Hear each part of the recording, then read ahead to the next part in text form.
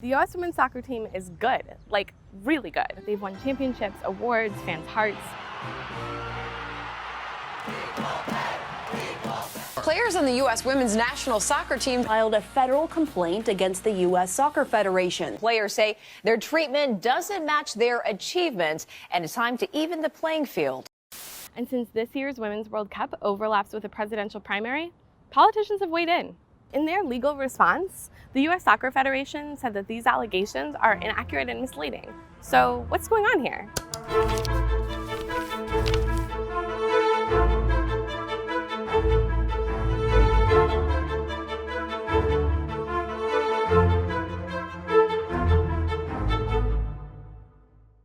The vast majority of revenue for the U.S. Soccer Federation comes from two places: games played by both national teams and sponsorships. Since fiscal 2016, ticket sales for the women's games have not only matched but have brought in more overall revenue than the men's games. And even though the games can be expensive to put on, the women generated more net revenue for games in 2016 and 2017. Sponsors have also been giving more since the U.S. won the 2015 Women's World Cup. But we can't directly attribute that increase to either team, since the Federation doesn't distinguish which team brings in more sponsorship or how sponsorship dollars are allocated. The players' earnings are determined by a mix of factors that differ between the men's team and women's team, making a direct comparison almost impossible.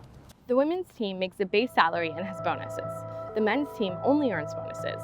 The teams play different numbers of games and earn different bonuses depending on the outcome of a game and the rank of their opponent. The lawsuit alleges that if both teams played 20 friendly games, that a top-tier women's national player would earn 38% of the compensation of a similarly situated player on the men's team. But that was under the previous collective bargaining agreement that ended in December of 2016. We obtained the new agreement, which took effect in April of 2017, and in the same scenario, we calculated that a player on the women's team would earn about 89% of the compensation of a similarly situated men's player. If both teams lost all 20 games, the players would make the same amount because men earn a $5,000 bonus when they lose. The women don't earn bonuses for losses, but they have a $100,000 base salary.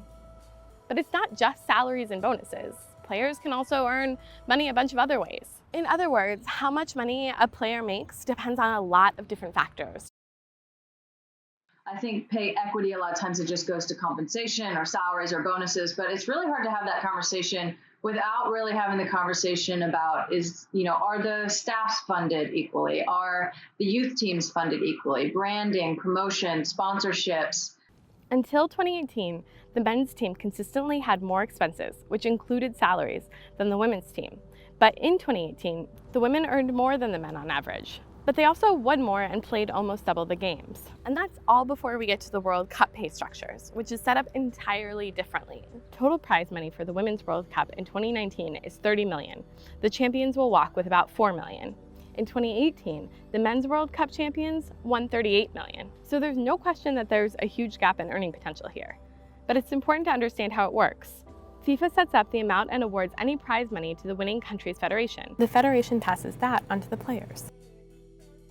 The huge disparity in World Cup prize money shows there's much less money in the women's game overall. And even though when it comes to revenue from ticket sales, the women's team holds its own against the men, U.S. women's ability to make as much money or more than the men's team has traditionally required better, consistent performance. The new collective bargaining agreement does a lot to shrink the gap in payment for friendly games, but there is without question still a gap when the World Cup is included. All of these things seem to be much better for men, but that isn't necessarily the legal test. The legal test will be, do all of those things reflect gender discrimination? And the argument will be that it's not gender discrimination intentionally, that it turns out to be discrimination because of the marketplace. So, it's a case that could raise some, could cause U.S. soccer to have to raise some awkward arguments.